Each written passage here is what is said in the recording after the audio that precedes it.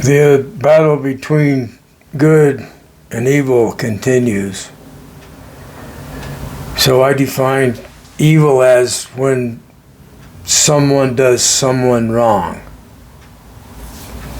So that's what evil is. There's not some objective evil out there, some being that's evil. I don't think there's such a thing. Evil is the quality of doing others wrong. So we're afraid of someone doing us wrong. So that's the evil is like a function of our collective mind, because we can make choices to do others wrong if we want. So we hear this all the time. How if I don't get my way, or if things don't go right for me, then I'm going to do things that will harm you. I hear this at AA meetings all the time. If things don't go my way and I don't get what I want, then I'm going to go drink. And if I drink, there's going to be massive destruction. So,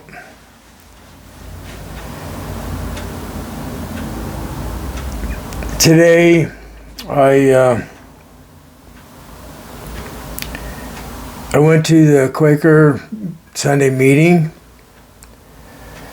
that was founded by George Fox. A drawing artwork of him is on the Quaker Oats canister. And when he would tell people about evil, they would start shaking. They would be afraid. So they called them Quakers, because they were quaking with fear. And what happens when I tell you that is I have anger toward the evil, toward the people that are doing others wrong, in other words. And then, because I've learned not to go to anger, I become totally disinterested in the drama of good versus evil. So that I'm not caught up by the drama. I'm not interested. So I have to have a connection to a higher power that I've given myself to, in case the evil kills me. Then that's okay. I'm not worried about getting killed. I'm worried about not having my connection to higher power. And there's no one that can interfere with that. They don't have the power to interfere with my connection to higher power. I'm a spiritual atheist, so it's not like in the Bible, in my belief system. It's like a group of benevolent, advanced extraterrestrials that evolved on their planet 1 million years before Earth life happened. See, we're talking 4 billion years in the development of life on Earth. And just for them to be that advanced only takes 1 million years ahead of us. And we're talking in 5 billion years. We're talking a universe that's, what do they call it? Say it's like 14 billion years or something? Billion. 1 million is not much of 14 billion. So look how rapidly we've increased knowledge with our technology as humans on planet Earth. So anyway, you can believe what you want. It's my opinion is that we can believe anything as long as our belief is not doing someone else wrong. So my only commandment, I call it my commandment of the Church of Fairness 1, don't do others wrong. That's it, nothing else. The only sin is when you do someone wrong. Now you're going to have your own opinion on this. And what I wanted to talk about was that they're not going to they want to destroy my engine on my Jeep, but they're not going to kill me. Yay!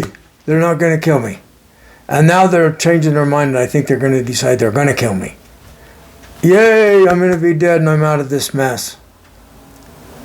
So they just bluff us. That's all they can do. They don't have bodies. And they're within our minds since we were born. I watch a group of people, and there'll be a young toddler, and they start playing around, and they're like rebelling against being under the parents' thumb, and because there's other children around, and they start exploring and doing things on their own, and something unseen pushes one of them down and hurts them, and they get up and they're crying and it's like you can see that something pushed them. And so they just trigger this fear in us that they've put into us since we were born. And we're like, I'm not going to do anything wrong. I don't want to get hurt. And the only thing wrong is to defy them. They want us to think that. They want us to think like the only sin is to defy them. And that's found its way into the Bible as God, the infallible God, and the only thing wrong is to defy God. And God never can do anything wrong whatsoever, even though He's commanding people to go and kill people's babies. Or their women. Kill them all with the sword.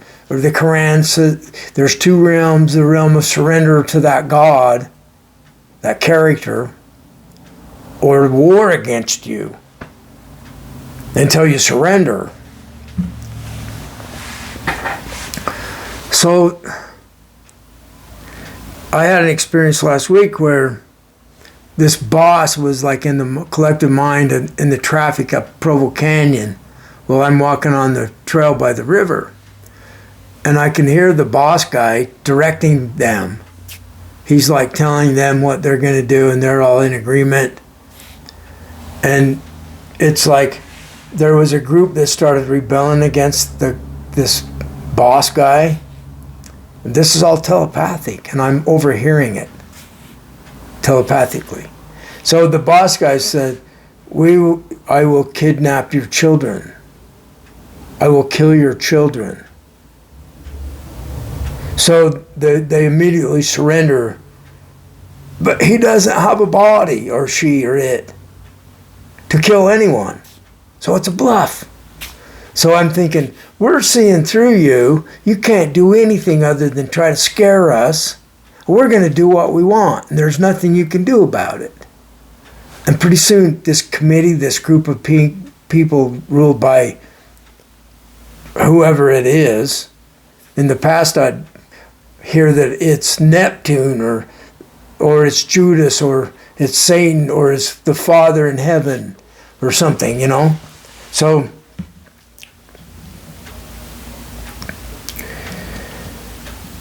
when we see that it's totally powerless other than it can control people with thoughts, and the people that it controls are not powerless, they have nuclear bombs in submarines that are approaching Russia as I make this video.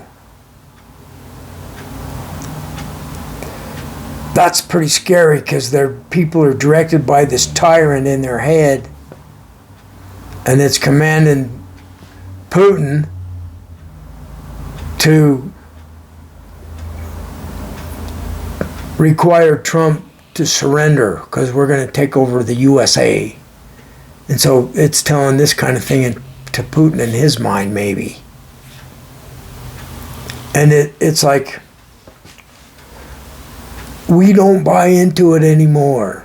It can say it's going to come up and kill me. They're telling me that this thing's going to come up. The words they're using is it comes up.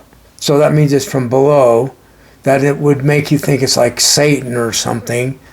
And then there was somebody that took the role of the evil one.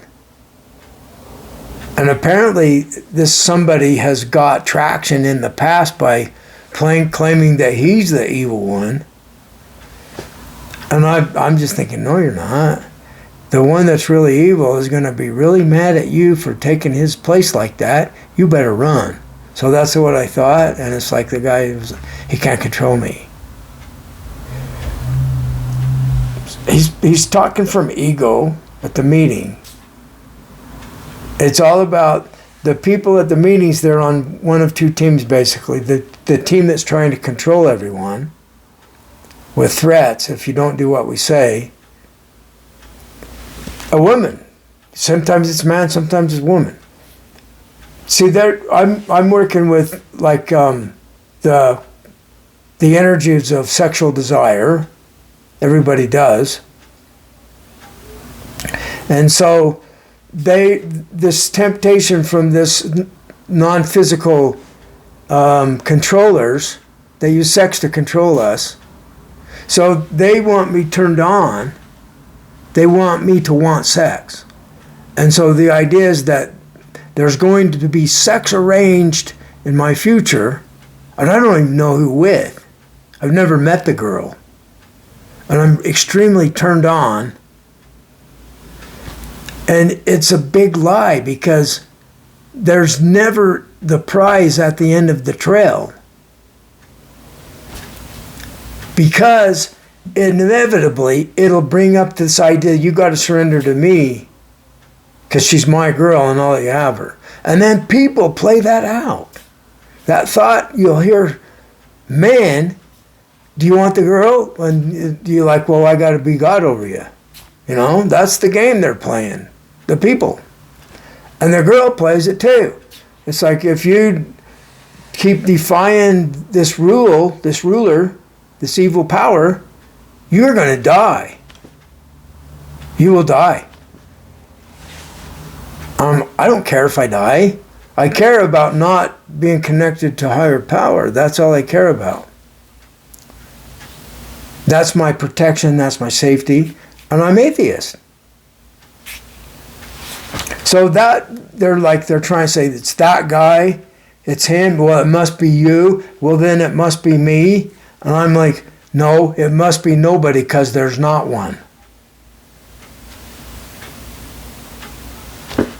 There's the extraterrestrials that are 1 million years more advanced.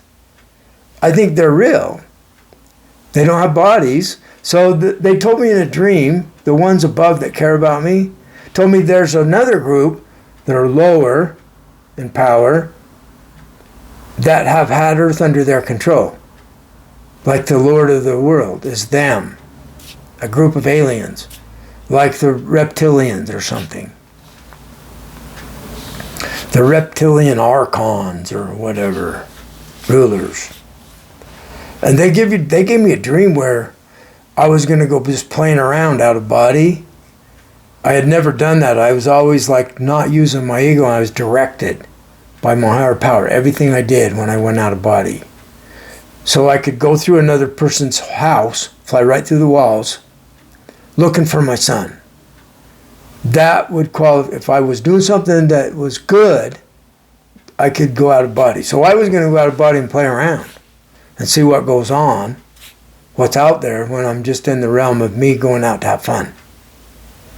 You know, I've heard about people having sex, out-of-body sex and things like that. So I decided I was going to go out and investigate that. And I got outside of my trailer, out of the wall, out of my body and through the wall. And a 10-foot tall reptile, a human-looking giant that was green reptilian. All of a sudden I got terror in my heart. And he's got a big stick. And his mind throws me on the grass. And it's like he's going to hit me with that stick. And I woke up in bed. Back in body. Whoa, that was really scary. You know? So I'm like trying to be fair in my interpretation. Well, it's like it was his turf. He was like the Lord of the planet, see? And I wanted to go playing around with one of his girls. Never. You never do that unless I arrange it. So he's like the pimp. The cosmic pimp on planet Earth. And see, I'm not afraid of them. I'm hoping they're getting a kick out of my interpretation and they find it humorous or something. Because I'm beyond the place where I was less than them. And I know somebody that's more than them and more than me, so they respect me, see? Because I can call fire upon them from the higher power. And put fear in them like they put fear in me, see? So, is all they can do is bluff. They don't have bodies. Robert Falconer said, when you're working with these things inside our mind, the inner family, ask if they're a part of you. For some reason, they can't lie about this. Somebody else makes them tell the truth about it. So, like the one that is like saying that girl's fat and therefore she has no value, that's in my head, and I used to buy into it for a minute and then struggle with how do I deal with this, because my feeling is she's not as desirable, and so this thing's exploiting my humanness, and I'm in a quandary. I don't know how to do this, so I had to learn. So it's like we all count the same, love everyone unconditionally. It's not about physical appearance, it's about the fact that we're human. So go from that, and the person that's not as attractive might be the one that saves your life, while the one that's attractive is trying to kill you. So see, it does not make sense. What we do from this emotional level is not rational. It's I want what I want when I want it, or I'll have a temper tantrum. So, and if I'm an adult narcissist, I'm going to threaten to hurt people's families, and I'm going to tell you, rape the girl. She's mine, you can rape her.